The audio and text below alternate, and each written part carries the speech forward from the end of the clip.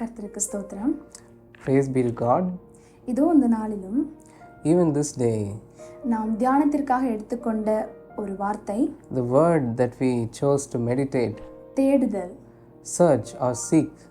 தேடுதல் அப்படிங்கிறது The word seek, இந்த உலகத்தில் அநேக காரியங்களுக்கு நம்ம தேடிக்கிட்டே தான் இருக்கோம். in this world we are seeking after a lot of things. இன்னைக்கு Today, உலகத்தில் தேடுதல் எப்படிப்பட்டதா இருக்கு? in this world, what kind of search can we find? வேதாகமத்தின் அடிப்படையில் தேடுதல் எப்படி இருக்கு Based on the scriptures, what is search?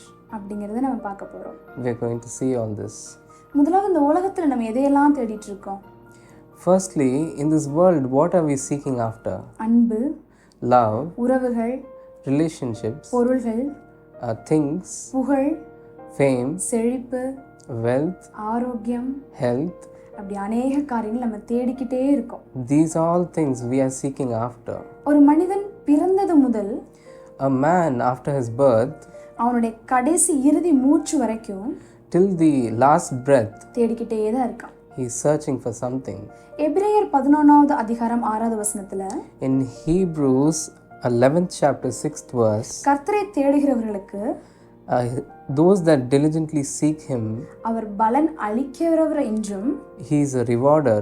விசுவாசிக்க வேண்டும் இருக்கு. We need to believe that. இந்த தேடுகிறவர்களுக்குங்கிற வார்த்தை The word seek him, ஆங்கிலத்திலே KJV டிரான்ஸ்லேஷன்ல in the KJV translation, diligently seek அப்படின்னும் it is written diligently seek. NIV டிரான்ஸ்லேஷன்ல In the NIV translation, earnestly seek it அப்படின்னு is written earnestly seek. இப்போ diligently seek அப்படிங்கிற வார்த்தைக்கு The word diligently seek, கவனமாகவும் விழிப்புடனும் தேடணும் அப்படின்னும் it means to carefully seek or to vigilantly seek. earnestly seek அப்படிங்கிற வார்த்தைக்கு The word earnestly seek, அந்த வார்த்தைக்கு என்ன அர்த்தம்னா what it means, உண்மையாக தேடணும் we need to truthfully seek. நம்ம வாசிக்கிறோம். This is what we read. கர்த்தரை உண்மையாக தேடும்போது நாம் அவரை கண்டடைவோம்.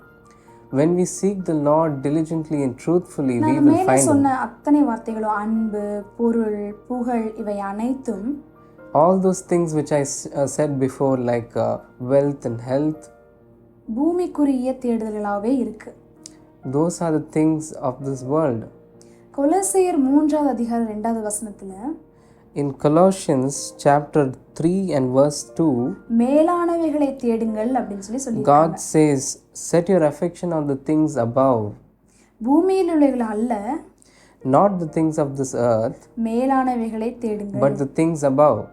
நம்ம கர்த்தருடைய பிள்ளைகளாகிய நாம் Being God's children, நம்ம எதை தேடணும்னா what we need to seek? மேலானவைகளை தேடணும். We need to seek the things above. அது மத்தேயு 6வது அதிகாரம் 33வது வசனத்துல In Matthew chapter 6:33, முதலாவது first தேவனுடைய ராஜ்யத்தையும் seek the kingdom of God அவருடைய நீதியையும் தேடுங்கள், and his righteousness, அப்பொழுது இவைகள் எல்லாம் கூட கொடுக்கப்படும். and all these things shall be given unto you.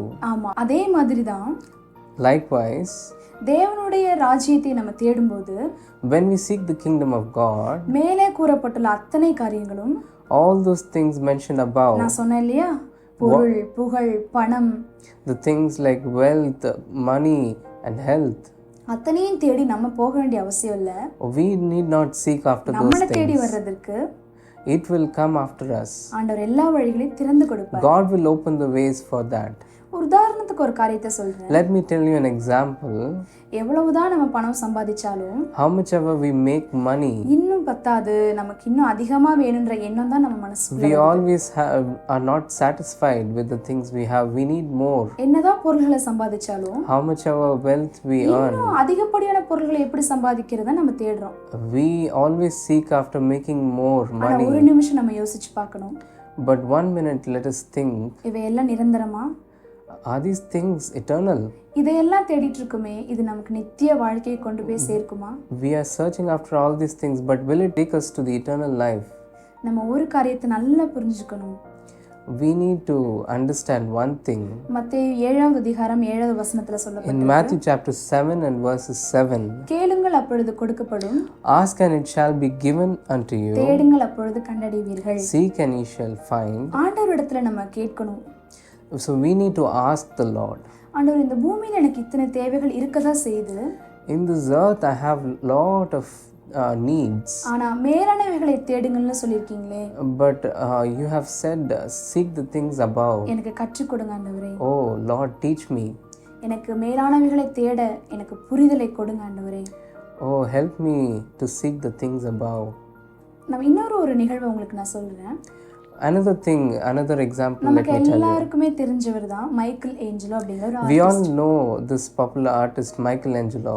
ஒரு நாள் அவருடைய நண்பரும் ஒரு காட்டு பகுதிக்கு நடந்து போயிட்டு இருக்காங்க. One day he and his friend were walking in the forest. அப்போ மைக்கேல் ஏஞ்சலோ அவருடைய நண்பரிடத்துல சொன்னாராம், Michelangelo said to his friend, அங்க பாரு ஒரு தேவதூதன் அழகாக தெரிகிறாரு அப்படின்னு. look, there is a beautiful angel there. அப்போ அந்த நண்பருக்கு கண்களுக்கு தெரிஞ்சிருக்கு ஒரு பெரிய கல் மட்டும்தான் அந்த இடத்துல இருந்திருக்கு. But his friend saw and he could see only a stone there. அப்போ மைக்கேல் ஏஞ்சலோ திருப்பியும் ஆமா என்ன அழகா இருக்கு அப்படின்னு சொல்லி அவர் அந்த உணர்ச்சி வசப்பட்டு உற்சாகத்தோட அவர் பேசிட்டு இருக்காரு. But Michelangelo again he started saying how beautiful the angel looks. ஆனா அந்த நண்பர் பார்க்கறாரு, என் கண்ணுக்கு கல்லு தானே தெரியுது, எனக்கு எந்த தூதர்களும் என் கண்ணுக்கு தெரியலையே. Again his friend is saying, I don't see anything, I see only a stone there. ஏன் அப்படி தெரிஞ்சிருக்குன்னா, How come Michelangelo is able to see that? Michael Angelo ஒரு சிற்பியும் கூட, அவர் சிலை செதுக்குபவரும் கூட. So he is a sculptist. அந்த கல்லுக்குள்ளாக இருக்கிற அந்த அழகான ஒரு சிலையை அவர் கண்கள் பார்த்திருக்கு. So he could imagine how the stone can be transformed into an angel. ஆனா அவருடைய நண்பருக்கு அது ஒரு கல்லாகவே தான் தெரிஞ்சிருக்கு. But his friend could only see the stone. அதே மாதிரி தான் பூமிக்குரிய வாழ்க்கையிலையும். Likewise in this earth, நம்ம பாடுகளையும் பொருள்களையும் பூமிக்குரிய கண்ணோட்டத்துல பார்த்தா அது மட்டும்தான் நம்ம கண்களுக்கு தெரியும். if we see all these troubles and the things of this world, we will be only able to see those things. அதையெல்லாம் மீறி But beyond all that, அவற்றிற்கு பின்னால் behind all those things, பரலோக ராஜ்யம் என்பதை, there is a kingdom of heaven. அதை நம்முடைய வெறும் கண்களால் நமக்கு சிந்தித்து பார்க்க முடியாது. We cannot see that with our naked eye. நம்முடைய ஆவிக்குரிய கண்களால் மட்டும்தான் நம்மளால அதை பார்க்க முடியும். Only with the spiritual eyes we'll be able to see என்னதான் that. அந்த உலகத்துல நம்ம ஓடிக்கிட்டே இருந்தாலும், How much ever we run on this earth, இறுதியில பரலோக ராஜ்யத்துக்கு, in the end, in the kingdom of heaven, நித்திய வாழ்க்கைக்கு, for the eternal life, என்னுடைய இந்த வாழ்க்கையின் ஓட்டம் என்னை தகுதிப்படுத்துமா? will all these things make me worthy to enter the kingdom of God? நான் பரலோக ராஜ்யத்தை போய் சேருவதற்கு வழிகளை தேடிக்கொண்டிருக்கிறேனா Am I seeking the path that leads to eternal life? அப்படின்னு சொல்லி நம்ம எல்லாரும் யோசிக்கணும். We have to think about all this. உண்மையான உறவுகளை தேடிக்கொண்டே தான் இருக்கும். யார் எனக்கு உண்மையா இருப்பாங்க, உண்மையான அன்பை என்னிடத்துல யார் செலுத்துவாங்கன்னு நம்ம தேடிக்கிட்டே இருக்கோம். We are seeking after true love. Who will show me the true love on this earth? உண்மையான அன்பை தேடவே வேண்டாம், அதனுடைய மறுபெயர் தான் இயேசு கிறிஸ்து. We need not seek true love. The other name for it is Jesus. அதே போலதான் Same way, செழிப்பு, ஆரோக்கியம் இதெல்லாம் தனித்தனியா தேடிக்கிட்டே இருக்கும். wealth and health, we are seeking separately after those அது things. எல்லாத்துக்கும் ஒரே பதில், என்கிட்ட வா, உனக்கு அத்தனையும் என்னிடத்துல இருக்குன்னு தேவன் சொல்லுகிறார். So there is only one answer God is giving. Come unto me and I will give you all those things. நம்முடைய முற்பிதாக்களாகிய Our forefathers, Abraham, Abraham, இசாக்கு, Isaac, யாக்கோபு, Jacob, இவங்களுடைய பயணங்கள் எல்லாம் பத்தி நீங்க படிச்சிருப்பீங்க. we read about all their journeys. கர்த்தர் சொன்னதை தேடி அவங்கெல்லாம் அவங்களுடைய தேசத்தை விட்டு புறப்பட்டு வந்தார்கள். They seeked after the things that the Lord spoke to them. அதே மாதிரி தான் In the same manner, இந்த வேத வசனம் நமக்கு என்ன சொல்லுகிறதோ, what the Bible teaches us, அது நம்ம கண்களால பார்க்க முடியாவிட்டாலும் even though we are not able to see it with our naked eye, விசுவாசத்தினாலே தேடி with the faith we have to seek it. ஓடி ஓடி ஜெயத்தை எடுப்பவர்களாக நம்ம We இருக்கிறோம். have to run and find it. இந்த பூமிக்குரியவைகள் எல்லாம் ஒரு நாள் மண்ணாக போய்விடக்கூடியவைகள். The things of this world will be destroyed one day, பரலோக ராஜ்யம் அப்படிப்பட்டதல்ல. but the kingdom of God is not like that. அதனால தான் நமக்கு தமிழ்ல எல்லாருக்கும் தெரிந்த ஒரு பாடல் இருக்கிறது. That's why we have this popular song in இப்ப நம்ம Tamil. அந்த பாடல ஒரு ஸ்டான்ஸை நம்ம பாட போறோம். Now we are going to sing one stanza of that song. எங்களோட கூட சேர்ந்து இந்த பாடல் வரிகளை பாடலாம்.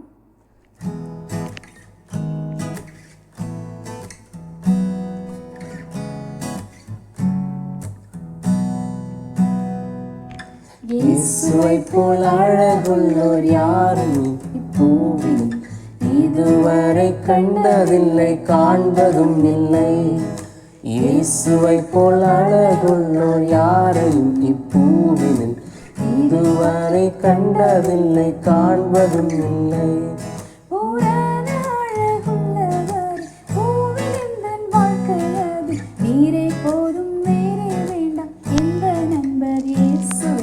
மண்ணுக்காக மாணிக்கத்தை விட்டிட மாட்டேன், மண்ணுக்காக மாணிக்கத்தை விட்டிட மாட்டேன், மண்ணுக்காக மாணிக்கத்தை விட்டிட மாட்டேன். ஆமாம், அந்த பூமிக்குரிய காரியங்களை மட்டும் நம்ம ஃபோக்கஸ் பண்ணி பரலோகத்திற்குரிய காரியங்களை நம்ம தேடாமே இருந்து விடக்கூடாது. நம் முக்கியமாக என்னதான் இந்த பூமியில் நமக்கு பாடுகளும் தேடுதல்களும் என்ன விதமான அத்தியாவசியமான காரியங்களுக்கு நம்ம தேடி ஓடிக்கொண்டே இருந்தாலும் அத்தனைக்கும் ஒரே பதில், அதை அத்தனைக்கும் கொடுப்பதற்கு அதிகாரம் உள்ளவராக நம்முடைய தேவன் இருக்காரு. நாம் என்ன செய்யணும்னா நித்திய வாழ்க்கையான பரலோகத்தையும் இதோ அதிகமாக நம்மேல் அன்பு வைத்திருக்கிற தேவனுடைய அன்பையும் அநேகருக்கு சொல்லி கர்த்தருடைய வருகைக்கு ஒவ்வொருத்தரையும் நம்ம ஆயத்தப்படுத்துகிறவர்களாக நம்ம மாறணும் அப்படிங்கிறது தான் ஆண்டவருடைய விருப்பம். நாம் எல்லாரும் அதை செய்வோம்னு நான் விசுவாசிக்கிறேன். இந்த செய்தியை அநேகருக்கு பகிருங்க. நம்ம மட்டும் இல்லை, நிறைய பேர் ஆண்டவருக்காக ஆத்துமாக்களை ஆதாயப்படுத்துகிறவர்களாக மாற வேண்டும் என்று விருப்பத்தோடு இந்த செய்தியை அநேகருக்கு பகிருங்கள். ஆமென். ஆமென். இயேசுவை போல் அழகுள்ளோர் யாரும் இப்பூவில் இதுவரை கண்டதில்லை, காண்பதும் இல்லை. இயேசுவை போல் அழகுள்ளோர் யாரையும் இப்பூவில் இதுவரை கண்டதில்லை, காண்பதும் இல்லை.